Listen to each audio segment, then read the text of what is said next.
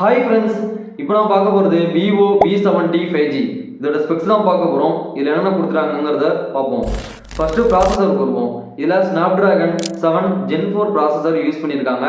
8 code பண்ணுது, 4 நானோமில் process பண்ணியிருக்காங்க இந்த ப்ராசஸரை. இதில் கேம் விளாட்றப்ப ஹீட் ஆகக்கூடாதுங்கிறதுக்காக பிசி கூலிங் சிஸ்டமே யூஸ் பண்ணியிருக்காங்க. நெக்ஸ்ட்டு பேட்டரிக்கு வருவோம். பேட்டரியை பொறுத்த வரைக்கும் 6500 mAh பேட்டரி கொடுத்துருக்காங்க. 90 வாட் சார்ஜர் வருது, ஃபாஸ்ட் சார்ஜர் தான். லித்தியம் அயன் பேட்டரி தான் யூஸ் பண்ணியிருக்காங்க. இதுவும் இல்லாமல் நமக்கு இதில் பைபாஸ் சார்ஜிங் டெக்னாலஜியுமே கொடுத்துருக்காங்க. ஸோ இந்த 6500 mAh பேட்டரியை 90 வாட் சார்ஜரை வச்சு 0 to 100% வந்து 50 நிமிஷத்தில் ஃபுல்லாக சார்ஜ் பண்ணிக்க முடியுமா. ஸோ நம்ம எடுக்கிற இடத்த பொறுத்து அமையும். சில இடம்லாம் ஹீட்டாக இருக்கும். ஸோ அந்த டைமில் வந்து கொஞ்சம் பொறுமையாக ஏறும், கரண்ட் கொஞ்சம் கம்மியாக இருக்கும், அதுக்கேற்ற மாதிரி ஏறும். மேக்ஸிமம் 1 மணி நேரத்துக்குள்ளே ஃபுல்லாக சார்ஜ் பண்ணிக்க முடியும். நெக்ஸ்ட்டு டிஸ்பிளேவுக்கு வருவோம். இது ஒரு ஃப்ளாட்டான டிஸ்பிளே தான், கர்வ்டு கிடையாது. ஸோ அதை நோட் பண்ணிக்கோங்க. சைஸை பொறுத்த வரைக்கும் 6.59 இன்ச்சஸ் சைஸ் கொடுத்துருக்காங்க. சென்டிமீட்டரில் சொல்லணும்னா 16.74 சென்டிமீட்டர் வருது. இது ஒரு ஆம்லோ டிஸ்பிளே, 1.5 ரெசல்யூஷன் கொண்ட அல்ட்ரா கிளியர் ஆம்லோ டிஸ்பிளே தான் இது. ரெஃப்ரெஷ் ரேட்டை பொறுத்த வரைக்கும் 120 Hz கொடுத்துருக்காங்க. பீக் பிரைட்னஸை பொறுத்த வரைக்கும் 5000 nits கொடுத்துருக்காங்க.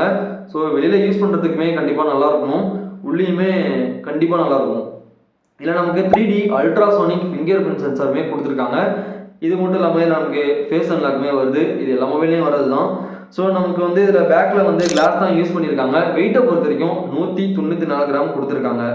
ஐபி ரேட்டிங்னு வந்தோம்னா இதில் IP60, 810, 69 தான் கொடுத்துருக்காங்க. 69K அந்த மாதிரி எதுவும் கொடுக்கல. இருந்தாலுமே நம்ம தண்ணியில் போடாமல் பார்த்துப்போம். அந்த மொபைலை 2 கலர் வேரியன்ட் வருது. ஒன்று பேஷன் ரெட், இன்னொன்று லெமன் எல்லோ. ஸோ நமக்கு இந்த கேமரா பார்த்தோம்னா பின்னாடி வந்து ஒரு மாதிரி ஐஃபோன் மாதிரியே இருக்கும். லைட்டை வந்து ரவுண்டாக கொடுத்துருப்பாங்க, டாட் மாதிரி வச்சு கொடுத்துருந்தாங்கன்னா கண்டிப்பாக கிட்டத்தட்ட பார்க்குறதுக்கு ஐஃபோனே தான். கேமரான்னு வந்தோம்னா பின்னாடி வந்து ஒரு 50 MP OIS சப்போர்ட்டோட ஒரு கேமரா வருது. இன்னொரு 50 MP டெலிஃபோட்டோ கேமரா வருது. 8 MP வைட் ஆங்கிள் வருது. ஸோ செல்ஃபியை பொறுத்த வரைக்கும் அதில் 50 MP யூஸ் பண்ணியிருக்காங்க. பின்னாடியும் 4K 60 fps வரைக்கும் வீடியோ எடுத்துக்க முடியும். இது மட்டும் இல்லாமல் 1080p 720 நம்மளால் வீடியோ எடுத்துக்க முடியும். நெக்ஸ்ட் வந்து ரேம் வருவோம். 2 டைப் வந்து ரேம் வேரியன்ட் கொடுத்துருக்காங்க. ஒன்று 8256, இன்னொன்று 12256. ஸோ நமக்கு இன்னொரு வேரியன்ட் கொடுத்துருந்துருக்கலாம், இருந்தாலுமே 2 நிப்பாட்டிட்டாங்க. LPDDR5X பண்ணியிருக்காங்க. UFS 4.1லையுமே ரெடி பண்ணியிருக்காங்க. ஒரு விஷயம் நோட் பண்ணிக்கோங்க, இதில் நமக்கு வந்து எக்ஸ்டர்னலாக SD கார்டோ அந்த மாதிரிலாம் எதுவும் போட்டுக்க முடியாது. நமக்கு இன்டர்னலாக என்ன ஸ்டோரேஜ் வருதோ அது மட்டும்தான் அந்த மொபைலில்.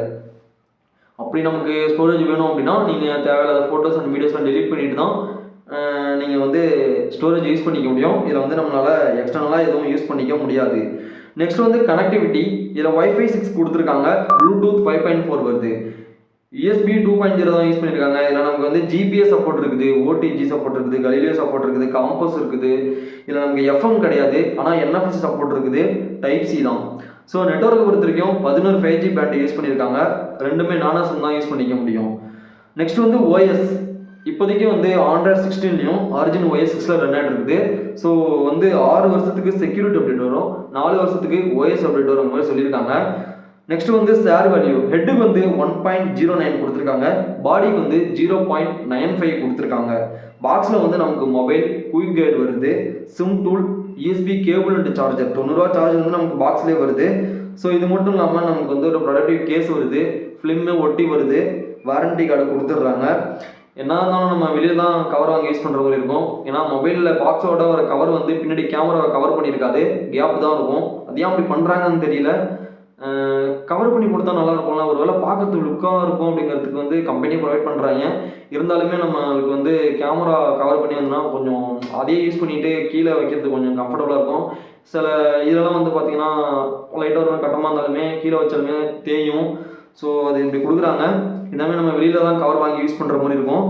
நல்லா ப்ராசஸர் நல்லா பண்ணியிருக்காங்க. பேட்டரியுமே ஓரளவு 7000 பண்ணியிருந்துருக்கலாம். இல்லை 6500 mAh தான் கொடுத்துருக்காங்க. ஏன்னா இப்போ வர மொபைல்லாம் வந்து 7000 வந்துட்டாங்க. கொஞ்சம் பண்ணியிருந்தாங்கன்னா கொஞ்சம் பெட்டராக இருந்திருக்கும். ஸோ பரவாயில்ல, 90 ரூபா சார்ஜர் இருக்குது, கொஞ்சம் ஃபாஸ்ட்டாகவே நம்மளால் சார்ஜ் போட்டு யூஸ் பண்ணிக்க முடியும். ஸோ நெக்ஸ்ட் வந்து டிஸ்பிளேமே நமக்கு கர்வ்டாக கொடுக்காம ஃப்ளாட்டாக தான் கொடுத்துருக்காங்க. ஸோ உங்களுக்கு பிடிச்சவங்க நீங்கள் வாங்கிக்கோங்க. இந்த மொபைல் பிடிச்சிருந்துச்சுன்னா நீங்கள் ஆஃப்லைன் சொல்ல வாட்டி செக் பண்ணிவிட்டு அதுக்கப்புறம் வாங்கிக்கோங்க. இந்த வீடியோ பிடிச்சிருந்துச்சுன்னா லைக் பண்ணுங்கள், சப்போர்ட் பண்ணுங்கள், தொடர்ந்து சப்ஸ்கிரைப் பண்ணுங்கள். அடுத்த வீடியோவில் சந்திப்போம். பாய்.